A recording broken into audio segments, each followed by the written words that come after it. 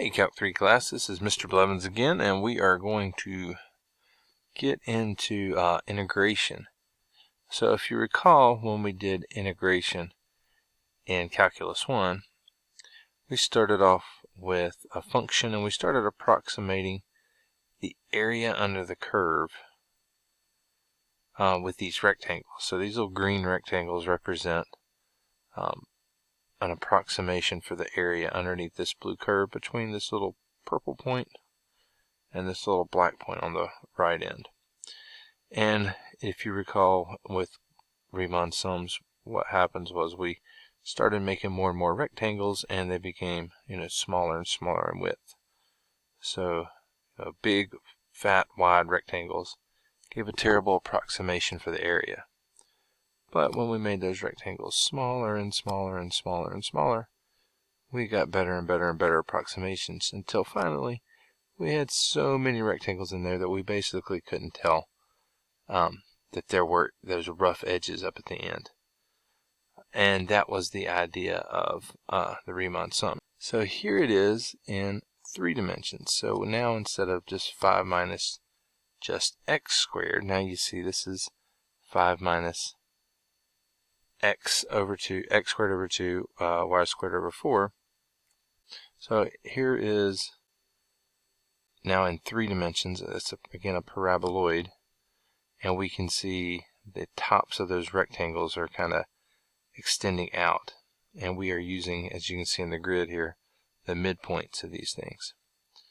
And so what I want you to see is, as I make more rectangles, I get a better approximation, just like we saw in the 2D version. Okay, so they're getting smaller in just one direction now, but if I make them smaller in the other direction, we start to get a really good approximation of no longer the area under a single curve, but now it's the volume underneath a surface. So because we're dealing with 3 dimensions, it's volume underneath a 3D surface rather than area under a 2D curve. Now let's get the idea of what we actually do when we do these definite integrals. So this is all the notation. We'll get into it in just a second, but this is the value of y. Okay, and so for any value of y, like this one that starts at -2, for any value of y, if I plug that value of y again into the function, so we get f of x -2, what we get is a single little slice. This function that we see, that yellow piece that we get, is the area underneath the surface, specifically when y is -2. So it's just a single calculus 1 problem when when y is -2, because the only other variable is x. And so x gets to vary between its bounds, which on this particular one is -1 and +3. So the area under the curve, the yellow curve here, or this piece with the yellow area underneath it, is the area underneath this curve between -1 and +3, for y being specifically -2. And then if we bump that ahead a little, we get the area underneath the surface again when y is exactly -1.65, and we get this little area. Alright, and so we have that area. And then if we move it again, we get area underneath another part. And we move it again, we get area underneath another part. And eventually what happens is we go all the way around to the other side, and we get the area at 3. But along the way, we've got area in all these different places. So I've got area here at this number, area at this number, area at this number, area at this number, all the way through. And the idea is if I add all these areas together, every single one of these areas, what I get is a volume. The volume underneath the surface over this rectangle down at the bottom here, the volume underneath the surface can be thought of as an infinite sum of all these areas. These little slither, hair-thin areas. So what is the width of any one of these little sheets? If I like turn this the right orientation, it's just this tiny little slit. It actually goes away in their software because it's so thin. It's hair thin. So I'm adding all of these tiny little things together. Well, what is the area? What's any one of the areas? Well, it's this. It's for a specific y. This would become a function of x, and we go from a to b dx. And a to b in this case again is the -1 to 3. That's the left to right bounds, or front to back, in the way I've got it pictured now. So that would be this part here. And then what are we doing? We're adding up those little areas from a to b, f of x for specific y's, from the lowest y to the highest y. So this becomes the things that we're adding up. And remember, that's what that notation means. It's an infinite sum of these things with respect to y as y changes. So we're adding up that area, that area, that area, all the way up to the other end. All right. So that's the theoretical idea behind it visually, but mathematically, how do we do it? So here's that surface. And on the inside, if you look at, again, the picture that we had, the inside had the x's going from a to b. So again, that would be the -1 back here to 3. So we're, again, coming up with the area for every single y from -1 to 3. All right. So I'm going to write it that way first. That's the x's. So these on the inside, they're like paired together. So on the inside, and I always put them in parentheses, those were x's. Okay.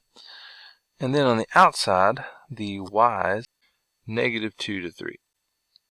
And so let me color coordinate it for you. This part right here, the dy, that is the outer. I'm going to put it in blue. And then this integration symbol right here is paired with it. So I'm also going to put that in blue. Okay. All right. And then the x's are on the inside. So these are x's. These are y's. All right. So we start with the inside order of operations. This is like the parentheses stuff. We're going to do the stuff on the inside. So I'm going to keep the blue. And I'm going to say, all right, the y's are still going from -2 to 3, all right? But these x's, I'm going to go ahead and integrate here. And I have to remember, I'm asking myself, all right, whose derivative is this with respect to x? Well, it's 5x's derivative. All right. Whose derivative is this with respect to x? So I need to do the power rule. So remember, I add 1, so x cubed. I divide by the new power. The new power is 3. So I multiply that 2 by 3, and I get a 6. All right, and quick taking the derivative, I get 3 over 6, which reduces to a half, x squared. So that's right. Now, this is where you got to remember calculus 3. In terms of x, this is constant. So what's the antiderivative of a constant with respect to x? I just stick an x on that constant, just like I did with the 5. That's a constant. So is this. What's its antiderivative? You stick an x on it. So I stick an x onto this thing, and it becomes xy squared. over 4. Alright, so that's the antiderivative. I'm going to plug in 3 everywhere I see an x. Okay, remember those are x's. And then a minus 1 on the bottom. Alright, and then the other variable that I still have left to do is dy. Still, I got my blues. I'm going to extend this. I still have my negative 2 to 3 going on. This is an x. This is an x. Okay, so this 3 goes in for that x, and 5 times 3 is 15. Okay, this is an x. So 3 cubed is 27 over 6. They have a common 3. So I'll divide that and get a 3 squared, which is 9. And then a 3 there would make that a 2. So a 9 halves. Now in this last part, this is x, this is not. So the 3 goes in for the x, but not the y. So this becomes 3y squared over 4. That's the top one going in. We put the bottom one in, remember we subtract. So I'm going to stick a negative 1 in here for this 5x, but I'm also subtracting. So it's like minus 5 times negative 1. Well, 5 times negative 1 is negative 5, so that'll become a plus for that one. Alright, negative 1 cubed is negative 1/6. That would make that a plus, but because I'm subtracting, it's right back to a minus 1/6. Okay, alright, minus, I'm sticking a negative in, so that would become a plus, but I'm also subtracting, so it goes right back to a minus y squared over 4. Alright, all that, and then still have a dy to deal with. Alright, 15 and 5 is 20. And then I got common denominator 6, so this will be times 3. So this will be 27. 6 minus 1/6 will be 26 sixths. I'm sorry, 27/6 is negative, minus another one would be 28/6. And if you reduce that, you'll get a 14 thirds. Alright, and then negative 3y squared minus 1 more y squared will be 4y squared over 4, or just y squared. Alright, and then a dy. Alright, and then 20 with the common denominator is 60. 60 thirds minus 14 thirds is 46 thirds minus y squared dy. Alright, we can't simplify this any further, so it's time to go ahead and integrate now with respect to y. So with respect to y, 46 thirds is 46 thirds y minus, with respect to y, this is y cubed over 3. Alright, and then we are going from 3 down to negative 2. Alright, so 46 thirds times 3 is just 46 minus y cubed. These are y's, so this is 3 cubed over 3. Well, 3 cubed divided by 3 is 3 squared, which is 9.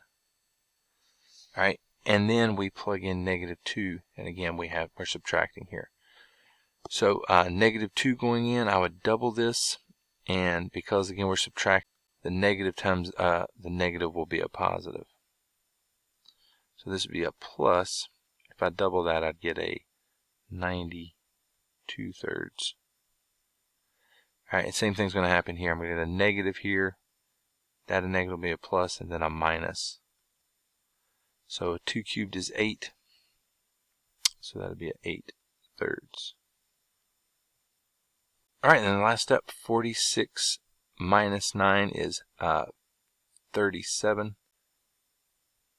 Alright, and then if you subtract 8 from 92, you get 84. And then 84 thirds divides evenly, 28 there. And then finally 37 and 28 is 65. So there is our volume underneath this surface over that region.